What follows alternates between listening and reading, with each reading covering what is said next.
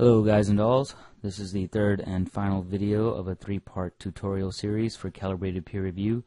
In this video we'll be continuing with the CPR assignment progression, starting with calibrations and then going into reviews, self-assessment, and finally assignment results viewing. If you haven't watched the previous tutorials, the first video being a PowerPoint presentation on Calibrated Peer Review, the second being how to log in and enter your text. I strongly urge you to view those videos first. At this point, we've already successfully uploaded our text and are now ready to continue on with calibrations, reviews, and self-assessment. So I've already logged into my account and entered as a student and accessed or clicked on the assignment, and now I can access it.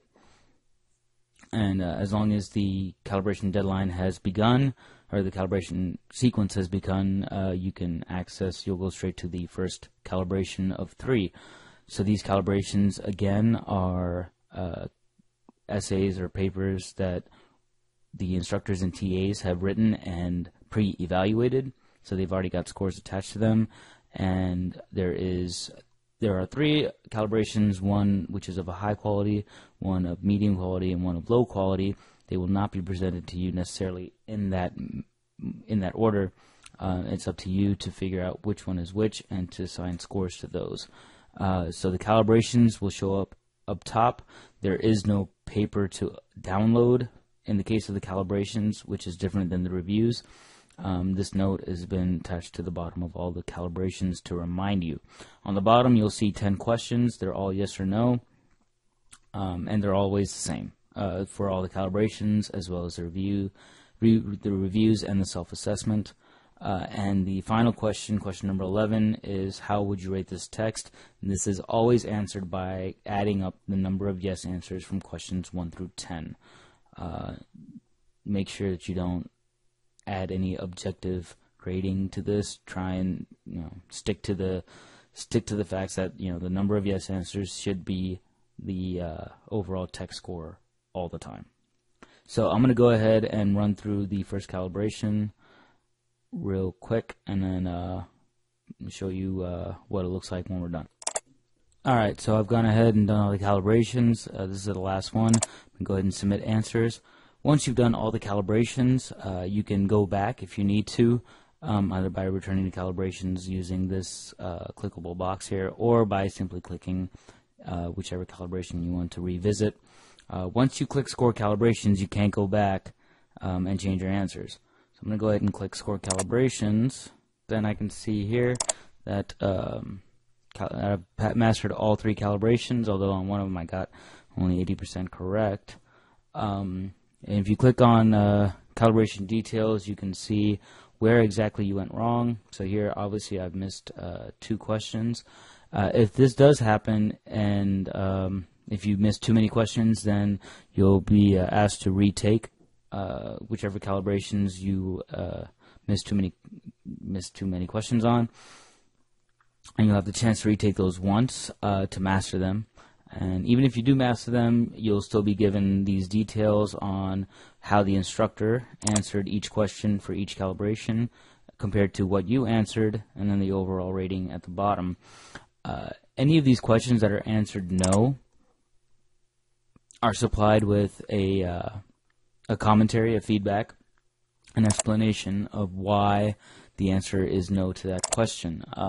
It's important for everyone to look at those, especially if you miss that question. So for example, here on question 9, I missed, for whatever reason, I missed that answer, and so I click on it, and then it'll tell me why exactly that question was answered no instead of yes.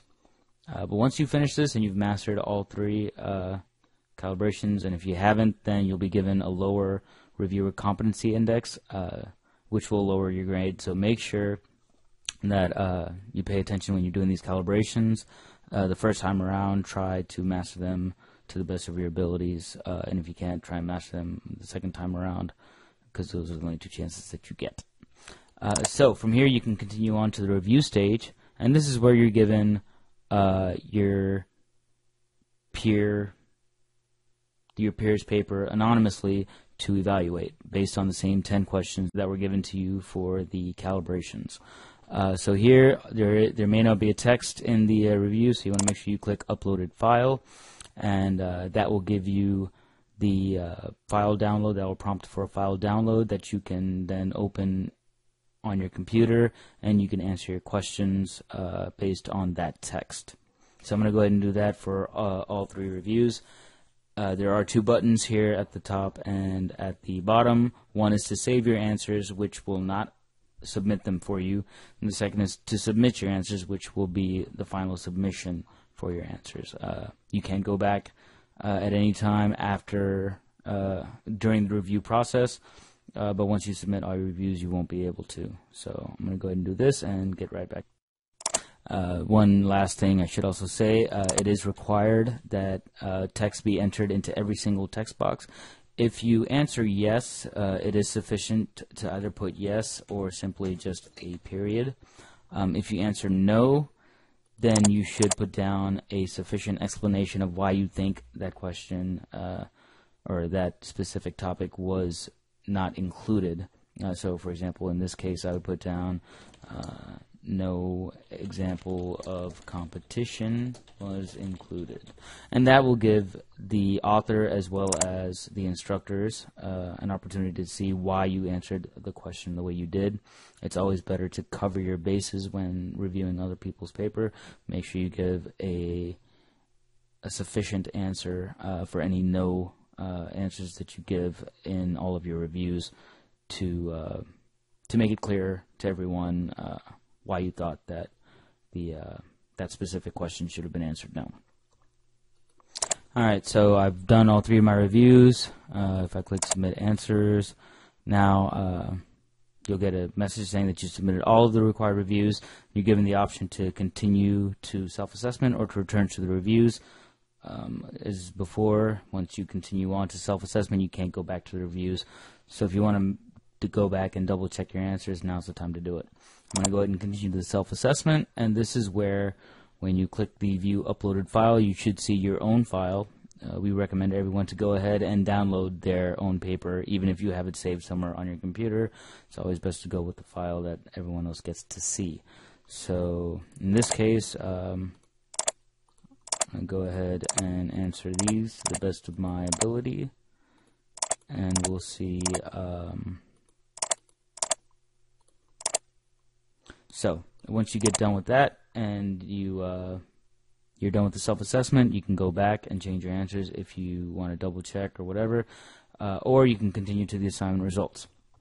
And these will only be made available when the assignment is ended. So I'm going to go ahead and change the timing again so that we can speed this process up and we can look at the results.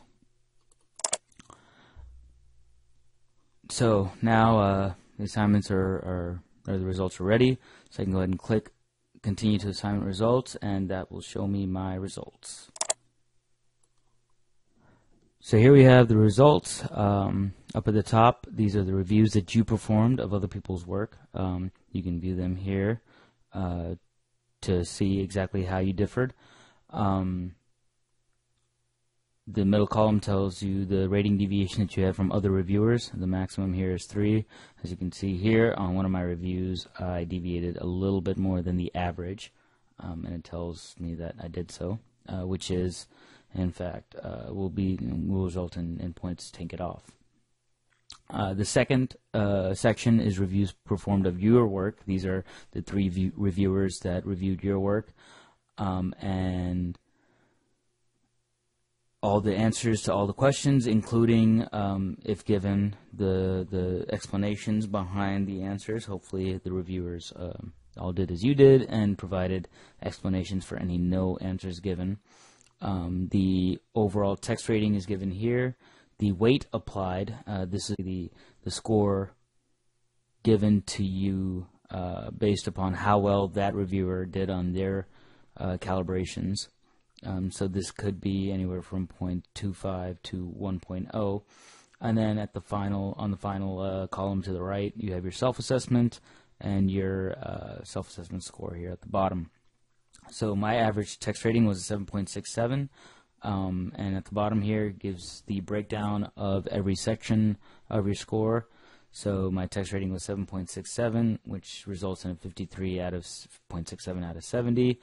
I mastered 3 calibrations, but I had to retake 1, so I got myself a 9.5 out of 10.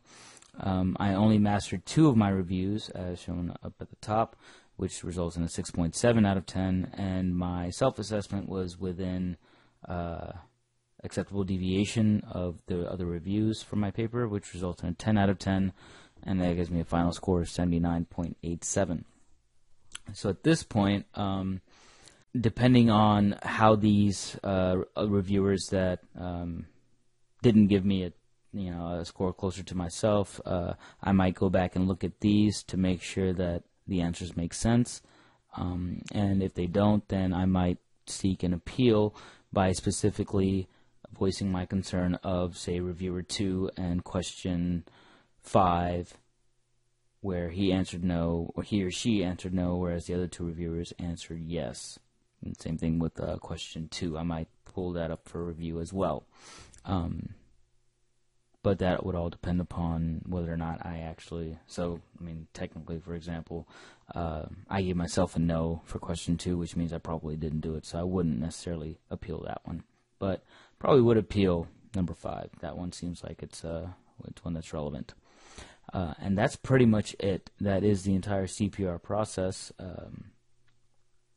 Again, feel free to contact your TA or your instructor if you need any help at any point during this process, and also feel free to come back to these videos, slow them down, replay them as to your heart's content, and hopefully they'll help you out in doing this.